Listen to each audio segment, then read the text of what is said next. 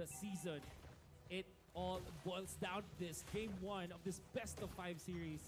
Malapit agad ang pinapakita natin as Toshi gets and secures their own red buff. Interestingly, ang nangyayari kasi if you do play this Natalia is magkakaroon ka ng -1 in terms of your supporting cast, which kind of feels that BREN Epro needs to make this early game perfect for themselves. And kailangan ni Raflisha dito na mag-step up katulad ng ginagawa niya dati. Nung nag-move ka siya, nung nagtatalya sila, it is very hard to tank alone. It is very hard to tank alone kasi isipin mo si Rencho dito. Yes, Rencho has a bit of tankiness then, but once the ultimate comes off, it seems like he's a normal hero again. Diba? Now, the problem is level 4 na itong ating Farsa. But at that moment, BREN Epro, they will just back out. The bigger problem already para sa BREN Epro na nakikita natin ngayon is under-level talaga yung kanilang supports. Both their supports, 1 minute 30 seconds in, they're just level 1. Ang ganda ng pinapakita dito ng PSO on how they actually manage their XP. Na umaalis-alis si Hayes minsan dun sa may range ng minions so that makuha ni Toshi yung buong XP. But right now, PLDT gets called out. Wow, look at the connection mga kaibigan! PLDT will be the first blood dito for the side of BRE pero sumagot sila sa may baba. They will get that kill on Hayes.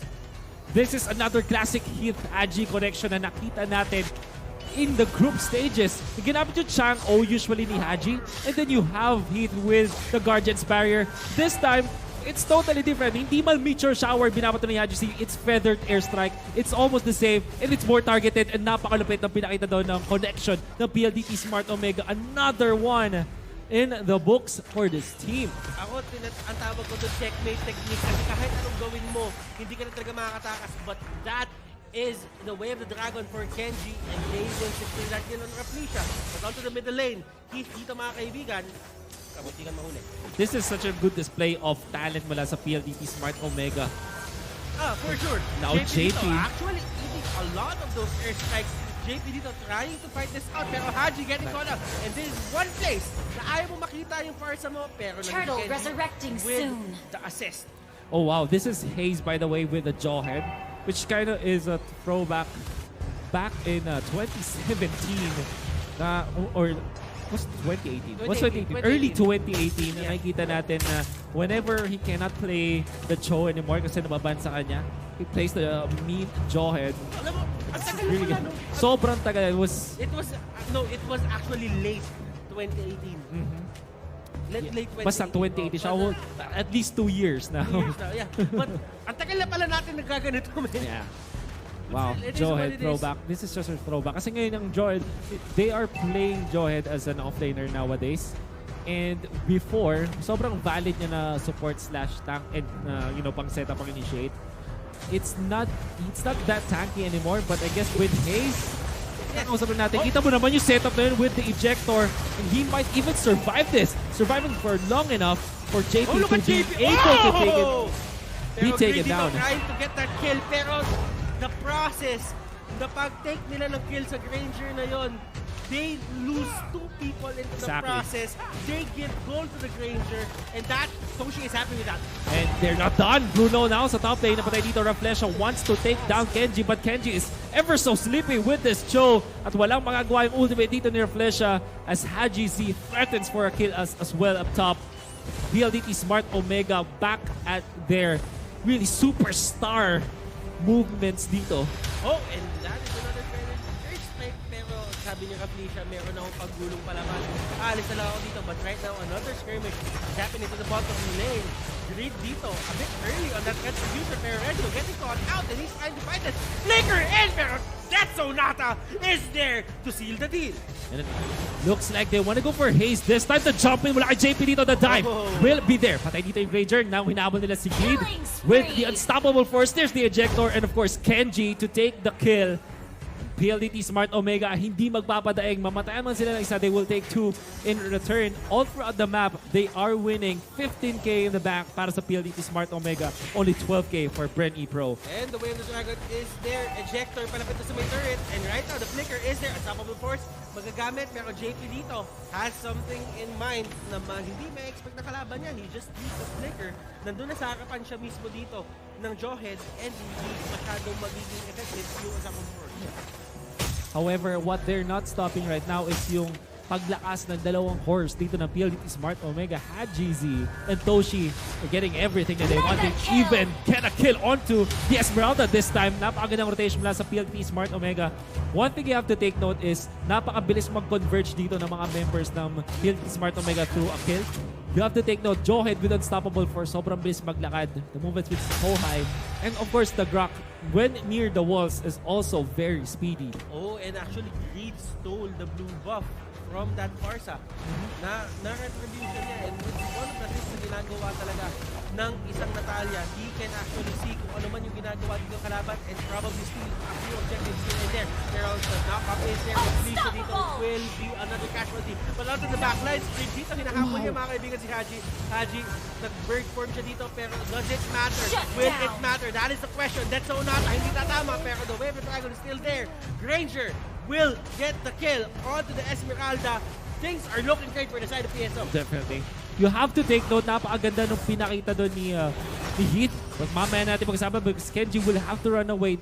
Fortunately, sa show, there's Shun po, there's Jit Kundo, kaya-kaya makalayo. You know what? Heath actually stopped the charging of the Moonlight, of the Falling Star Moon, I mean. Dahil dun sa kanyang wild charge, which is again so much value. Hindi nila mamapatay agad si JP if not for that. I mean, Haji Z still died, but they were able to get something in exchange. Now top lane, Greed, very unlikely to survive.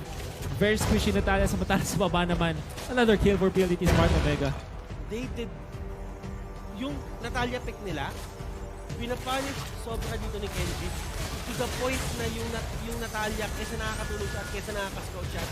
This time around, paramdam ko dapat malapit siya, pero roughly siya dito will get ejected dun pa balik. Pero JP dito will be the next target, and one more could actually get that kill. Pero Toshi dito is going in, and the crits, my goodness! And hasty nang kipa yung dalawang atake ng Torito just for Toshi to get away. PLDT Smart Omega on another level in terms of their synchronization talaga dito. Laban sa BREN Epro. BREN Epro, nakita natin tinry ni Bruno na iligtas yung kanyang tropa ng Esmeralda, but at the cost of him dying. Dalawang shots ng Death Sonata yung kinailangan niyang takihin doon. And one crit. Now, he sets up for this kill. This time, there's the dive.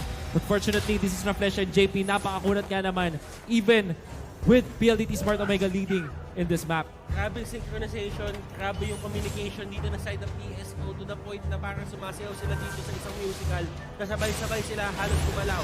And this is one of the things that makes PSO scary, pero Greed try to take Farsa pero he doesn't have the damage to do so. Level 11, si AGZ with 6k in the back. Natalia is just 3.4k. Essentially, half of the net worth of this Farsa. Tapos napakababa pa ng level niya. And to add to that, malambot talaga Natalia. You see that only 2 strikes of the Feathered Airstrike was enough. And now, Farsa is a problem para sa BREN Epro. Kahit si Raflesia nga dito on that backshot, which is naturally very tanky, hindi rin tumatagal mula dito sa members of PLDT Smart Omega. JP is doing great, but at the same time, JP can only answer one person to the side of PSO. He needs to choose. Do I answer Toshi? Do I answer Haji? Eh pareho to, maganda yung performance eh.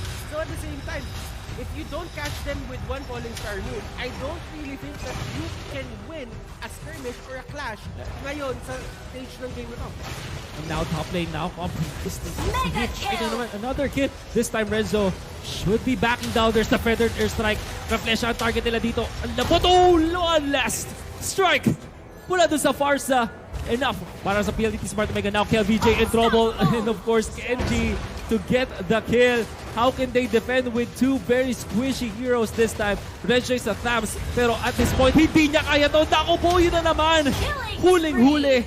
PLDT Smart Omega, masterful performance laban sa BREN Epro. There's the wipe and there should be game. PLDT Smart Omega to take game 1. One statement na pwede natin gawin doon sa game na yon is to never give out the Farsa this meta. We can see that. You might be confident na you know how to